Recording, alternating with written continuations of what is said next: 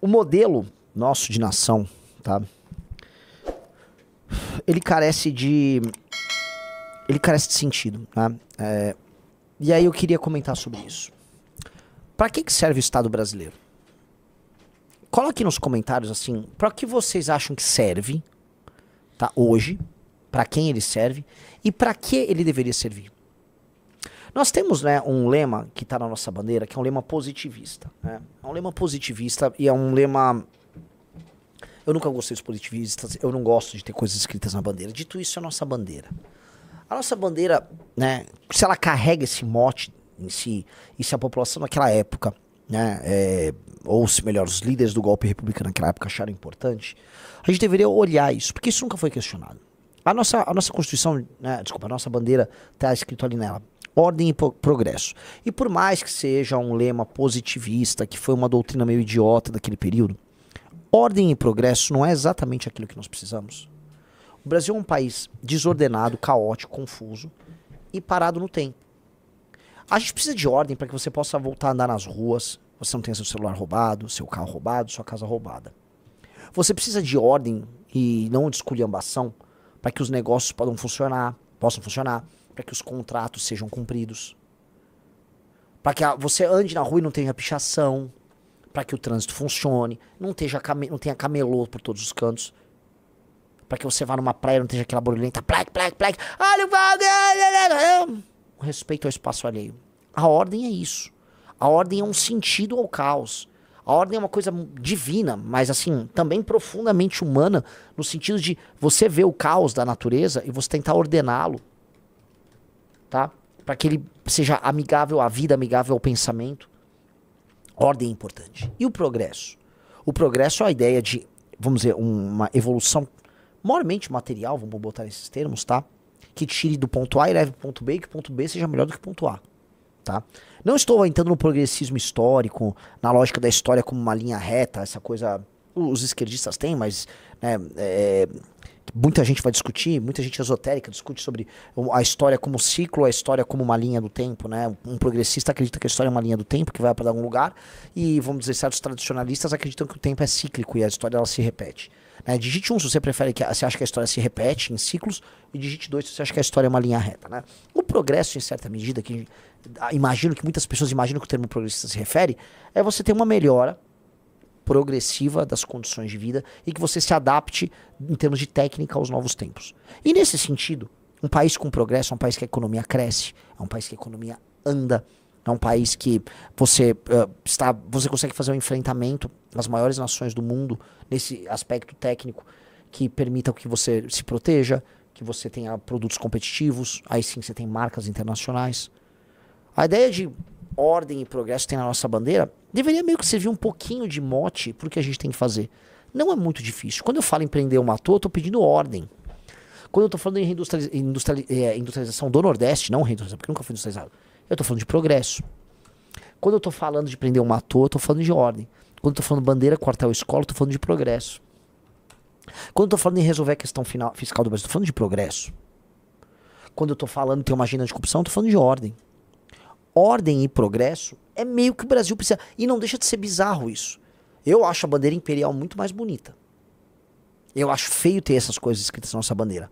Mas meio que são as duas coisas que a gente precisa, tá? Urgentemente. Agora, nós vivemos uma ordem ou um caos completo. Em grande medida, a nossa vida é um caos. Só que o caos é gerado por alguma ordem. Porque ainda existe um país...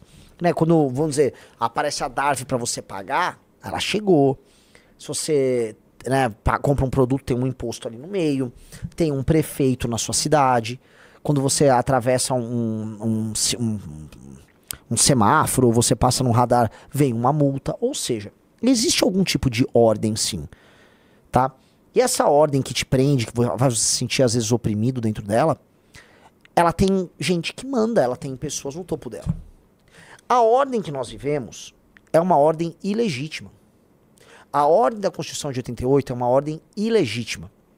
É uma ordem que foi construída através de um arranjo ao final do regime militar, que juntou uma turma do regime militar, que juntou os vitoriosos ali dos anos 80, do MDB, uma turma do PT e tal, e aí eles fizeram um grande acordo.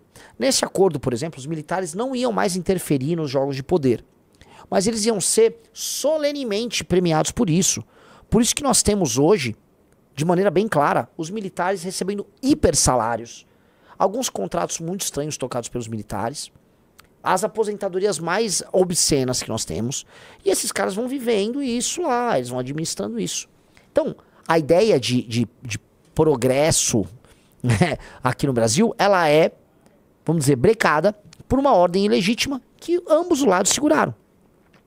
Os partidos brasileiros, né, os vencedores ali, especialmente MDB, etc., ficaram falando tanto em cidadania, em trazer cidadania, enfrentar a ditadura, que aí eles abriram todo o espaço para ONGs, entidades das mais diversas se amarrarem no Estado brasileiro. Acho que o exemplo mais óbvio é a OAB.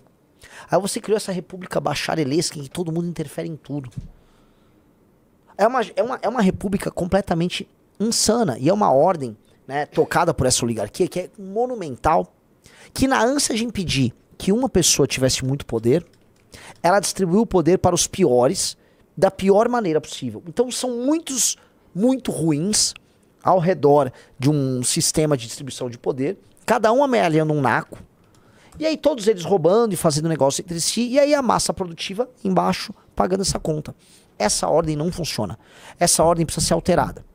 Essa ordem tem data de fundação, que é 88. Então, toda vez que a gente vê essa ordem desesperada em manter o poder, o que a gente tem que analisar? É porque como ela não funciona, as pessoas vão se rebelar. Se as pessoas se rebelam da maneira certa, essa ordem cai. Se as pessoas se rebelam da forma errada, dá Bolsonaro. Vocês entenderam? Em 2013, 14, 15, 16, 17, 18, as pessoas se rebelaram da maneira certa. E aí a ordem ficou com medo. Só que as pessoas olharam e falaram, não, agora a gente tem que entrar no jogo, vamos botar agora um líder. Aí botou o Bolsonaro. Aí ela se rebelou de maneira errada. E aí esse sistema, essa ordem injusta, ela foi, puxa daqui, arruma dali, ela foi se segurando. Então não dá, eu volto a repetir pra vocês, pra gente ficar fingindo normalidade. Eu tô falando isso, tem um partido montado justamente pra alterar essa ordem. A ordem no Brasil precisa ser profundamente reformada. O Estado brasileiro não faz sentido. E aí eu olho, né, pras pessoas que ficam chamando a gente pra conversar. Não, conversa com o Tarcísio, vai mudar o Brasil. Não vai! Vocês não vão mudar o Brasil com esses caras. Não precisa ser feito no Brasil, é muito sério. Muito sério. Você não vai mudar o Brasil com o Tarcísio, mas ele não vai. Tarcísio é um funcionário de 88. Tarcísio é um Fonsa de 88. Tarcísio trabalhava pro Valdemar. Tá, Dilma. Tarcísio não liga, ele é um burocrata impessoal dessa máquina. Ele é um burocrata dessa máquina. Não vai mudar. Com uma candidatura construída pelo Ciro Nogueira do PP. Com beneplácito do STF. Se vocês acham que vai vir solução com isso, vocês são retardados. Então, me chamam pra essas reuniões. Não, mas veja só, porque aqui no banco, né, gostam muito do Tarcísio. Você é mongol. Desculpa aí no banco, você é mongol. Você só tá sendo oportunista porque você quer fazer preço. Todo mundo sabe disso. Agora, achar que vai melhorar, não vai. Não vai. É voo de galinha, como todos os outros voos de galinha que rolaram antes. E, aliás, eu me pergunto, esses mesmos bancos, esses mesmos agentes, acharam que o Brasil ia decolar com o Temer, depois ia decolar com o Bolsonaro e o Paulo Guedes, e uma parte importante deles achou que ia decolar com o Lula. Não vamos esquecer que uma parte da Faria Lima foi de Lula. Então eu olho aí, né, e só vou lembrar. Vocês estão errando há muito tempo, mas vocês são aquele tipo de gente que erra e volta pro jogo com uma certeza, com uma certeza enorme. Todos certeiros, né? Não, eu tenho certeza, agora não, agora vai. Vai o quê? Vai o quê? Ah, não, porque é resolver a questão fiscal. A questão fiscal é um sintoma do problema de 88. Ela não é a causa de 88, capite, amigos? A questão fiscal ela é um sintoma, ela não é a causa. Você pode até curar um sintoma. Você tá com uma febre. Bom, vamos dizer, a Constituição de 88 é um vírus. Vamos supor, é o vírus da AIDS, vamos supor. Tá? Aí você tá com uma febre. Aí você vai lá, dá os remédios pra febre. Você curei a febre. Poxa, acabou a febre. Ufa, o corpo... Tá, você tá curando a AIDS aí, tal, você tá tomando os remédios pra pessoa diminuir a carga de vírus ali e tal. Não tá. Ah, entendi. Você não tá nada, você nem quer, você tá fingindo que não tá acontecendo. Quando você trabalha nestas categorias em que você só trabalha o sintoma e finge que é muito inteligente por trabalhar o sintoma e não a causa, Aí eu acho que você só é um idiota. Eu acho que boa parte da galera de mercado que fica nesse auto-engano, com esse golpe do Tarcísio, eles levam os outros a erro. Os bolsonaristas estão comprando o Tarcísio, tanto os influencers digitais do bolsonarismo, quanto outros influencers, simplesmente porque fazem, uma leitura errada, quando são honestos. Tem gente que é honesta, defendendo que faz uma leitura errada. Então assim, meu amigo, vai ler história. E não precisa ler uma história muito antiga, vai ler história recente do Brasil. Vai tentar estudar um pouco a Constituição de 88, o que levou ela a ser feito. Vai estudar o fracasso já do governo Collor. Vai entender assim que 88 passa, 89 é eleito Collor. Collor assume em 90. Collor eleito em 89. 89 a Constituição já estava lá e o Brasil já estava em crise econômica. Em 90, quando o Collor é eleito, ele já vem com um monte de reforma constitucional. Que Constituição é essa que dá, vamos dizer, 1 ano e meio, 2 anos de vida, ela já precisa ser reformada. Um monte de emenda nela. O Impera tem muitos documentários sobre esse período. O país, ele vai, nessa Constituição, já vai pro buraco, é obrigado a entrar o Fernando Henrique e ele é obrigado a fazer todo o contrário da Constituição Social-Democrata. Aí você vai com o governo Lula, não tem governabilidade, é mensalão, já tinha escândalos do Fernando Henrique de compra de Congresso. Corrupção sempre alta. O Lula faz os maiores escândalos e compra Congresso e tal, as pessoas precisam ir pras ruas em 13, 14, 15, 16... Vamos entender, tem algo de anômalo aí. É tudo muito corrupto. É uma gastança desordenada. Existe esse elemento centrão que agora é tratado como... Não, esses caras entendem o jogo. Em que eles determinam quem são os candidatos. Então como é que pode, né, os caras que querem resolver a questão fiscal achar que uma candidatura construída pelo centrão vai fazer isso? Aí fala, não, mas o centrão mudou. Agora, o centrão tá no escândalo do Banco Master. Como é que vocês estão chamando os caras do escândalo do Banco Master pra fazer a candidatura que vocês vão apoiar? Vocês estão chamando o Ciro Nogueira, o Tarcísio e o Rueda, que todos amigos lá do Vorcaro, do Zettel, pra fazer a candidatura que vai resolver isso. Qual o sentido dessa bagaça? Não tem sentido nenhum. Vocês estão malucos. Vocês estão malucos. Vocês não têm nenhuma ideia na cabeça, não é possível. Vocês pensam só no curtíssimo prazo. Aqui, ó. Olha, entenda, façam uma leitura sistêmica do que é o Brasil. Leiam isso que o Brasil... Junta aqui, ó. O Gilmar tá fazendo essa loucura pra proteger os caras do STF, não só por causa dos bolsonaristas ou pela briga, não só porque eles são autoritários. Abre a grande foto. O que quer dizer a grande foto? É o sistema se protegendo. Se protegendo do quê? Das próprias contradições que fazem com que o pacto que colocou ele naquele lugar, tá? Que tem que falar em democracia de uma maneira quase louca pra se justificar no poder, tá? Das próprias condições que vão dizer, remoendo ele por dentro. E a única coisa que resta é esse sistema ser autoritário. Porque no fim do dia, como diz o Carl Schmitt, que no fundo é um cara que o Alexandre de Moraes gosta pra caramba, sejamos honestos. No momento de crise, a autoridade vai vir de algum lugar. Vai vir de algum lugar. O Carl Schmitt achava que viria do poder executivo na República de Weimar, antes dele virar um nazista. Pra proteger, inclusive, de comunistas e nazistas, né? Tá vindo o poder, a autoridade tá provendo na prática do poder judiciário. E ele tá segurando na marra um pacto, porque o executivo não consegue e o legislativo são uma massa de prostitutas que estão lá naquelas câmaras de vereador pelo Brasil, nos parlamentos, nas assembleias, na Câmara dos Deputados e no Senado. São prostitutas, são ladrões, são pessoas venais, são pessoas sem compromisso nenhum com o Brasil. E o eleitor, ora o eleitor. O povo, ora o povo. É ou não é? Acho que era o Getúlio Vargas que falava o povo, ora o povo, ou era a lei, ora a lei. Não tem que lembrar. Mas o povo, meus queridos amigos, o povo não sabe o que faz. O povo vota nas mesmas porcarias. O povo, se me dá um dinheirinho e eu não encho o seu saco. É isso que o povo pensa. Me dê um dinheirinho e não enche o saco. O Felipe lá da Quest fez uma boa, nas pesquisas que ele faz, ele fatiou 7 tipos de perfil eleitoral que nós temos no Brasil. Um deles é a pessoa que vive de ajuda do governo. E na visão dessa pessoa que vive de ajuda do governo, se eu não me engano, é 23% do eleitorado. Rizou, 23%. Tá? Tá no Instagram do Felipe da Quest. Esse cara acha que você tem que taxar o resto da população para que ele possa ganhar um benefício. Olha que legal. Esse cara vota, esse cara decide o teu destino. Esse cara acha assim, ó, quem tá produzindo tem que ser taxado porque eu tenho que tirar um dinheirinho, pô. Eu sou o povo. Esse aí. Vamos lá. Ó, o próximo. É o próximo, depende do estado. 23%. Segundo maior grupo concentrado em Norte e Nordeste. São os mais sensíveis aos solavancos da economia. 37%, maior beneficiário do Bolsa Família. 37% recebem. 56% desse grupo, os dependentes do Estado, acham que o governo deveria aumentar impostos de todos para ajudar os pobres. Ó, que legal! Ó, que legal! Ó, que legal! 23% do eleitorado pensa assim. Eles pensam assim, cara. Você não vai conseguir. Ah, não, mas eles são o povo. Porque o povo tá errado! Errado! Isso é imoral. Não é só racionalmente errado. Isso é imoral. Isso é imoral. Mas ainda construir tua vida se baseando na ideia de que alguém tem que ser penalizado porque você quer viver da mão do Estado. Vai tomar no cu, cara. Isso é errado. Isso é imoral. Imagina você existir, você nascer e achar assim, ah, alguém tem que cuidar de mim. Não, cara. Não é assim. Isso é um absurdo.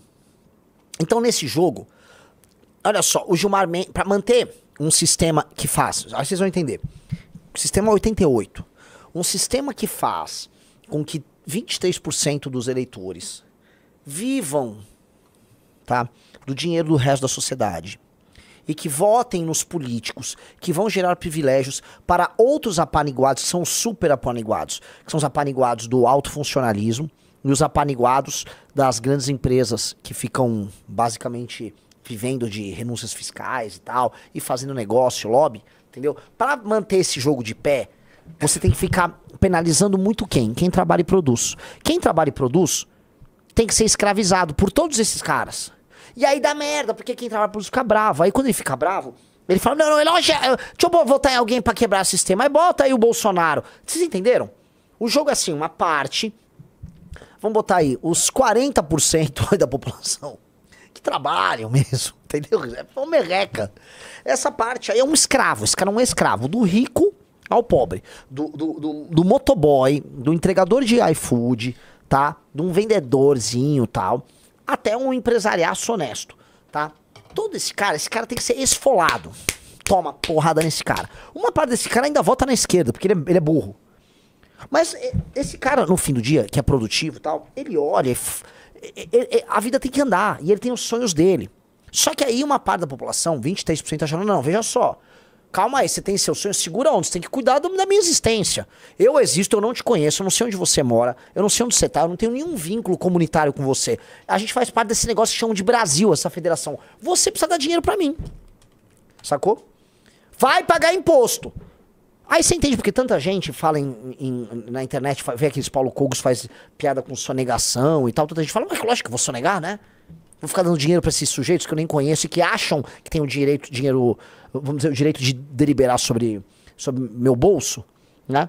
Não faz sentido. Mas este modelo, que alguns ganham muito, alguns se ferram e tal, é um modelo que ninguém se vê verdadeiramente contemplado. E aí nesse modelo de sociedade que tá conflituoso e as pessoas que pagam a conta estão apanhando muito e elas querem reagir e a reação tá vindo, mas a reação é burra, este modelo, ele tá em convulsão. Isto gera febre. E a febre se vem na questão fiscal, vem na questão das manifestações, nas redes sociais, nas brigas, nas eleições polarizadas. Vocês entenderam o que eu tô falando? Pelo amor de Deus, você entendeu, Rizzo, ou não? Sim. Galera que tá no chefe, entendeu ou não entendeu? Esta briga, este modelo, esta sociedade, este arranjo, porque a Constituição não é só vamos dizer, um conjunto de leis, de regras, não é um código claro de funcionamento. Não, a Constituição, ela reflete uma estrutura de poder que a antecede. Ai, Renan, você está sendo marxista nisso. Chame do que quiser. A Constituição, ela reflete um sistema de relações de poder. Esse sistema de relações de poder, ela antecede e a Constituição formaliza ele no papel. E aí, ao formalizar, ela também passa a expressar e exercer este sistema de relações, esse sistema de poder na nossa vida. Até o momento que a própria Constituição deixa de fazer sentido. Porque a partir do momento que você quebra o sistema de freios e contrapesos, como o Gilmar tá fazendo, ele tá falando, cara, nem 88 tá adiantando. Cara, só é agora poder, por isso sim. Porque nem quando você tira a máscara da Constituição de 88 da frente, você rasga ela, por exemplo, rasgou, ó. Não tá dando pra sustentar esse sistema de, vamos dizer, tudo tá na lei, tudo tá na Constituição, vamos ter que garantir tudo. Não tá dando, a gente vai ter que rasgar porque né? Basicamente uma reforma fiscal vai ter que rasgar boa parte desses garantismos constitucionais. Quer ver outro que vai ter que rasgar? O quê? O garantismo penal, tudo que a Constituição garante, tipo de proteção. Não pode ter pena de morte. Não pode ter isso. Não pode ter aquilo. Não pode ter aquilo. O artigo 7º da Constituição garante até leis trabalhistas e não sei o quê. Cara, você vai ter que rasgar um monte de coisa. Então, aqui não tá funcionando. Outra coisa que não tá funcionando é o sistema de freio e contrapeso. Então, você começa a rasgar. Quando o véu da Constituição é rasgado, né? Então, o Gilmar tá rasgando aqui, outro rasgando, todo mundo rasgou. O que sobra? É poder. É só poder. É briga de poder, é briga de força. Então, quando o Gilmar faz isso, você tá vendo assim, ele expressando poder. E aí, esse poder só vai ser contido por outro poder. Que, se for um poder correto, vai estabelecer uma nova ordem. E aí, espera-se que essa ordem seja justa.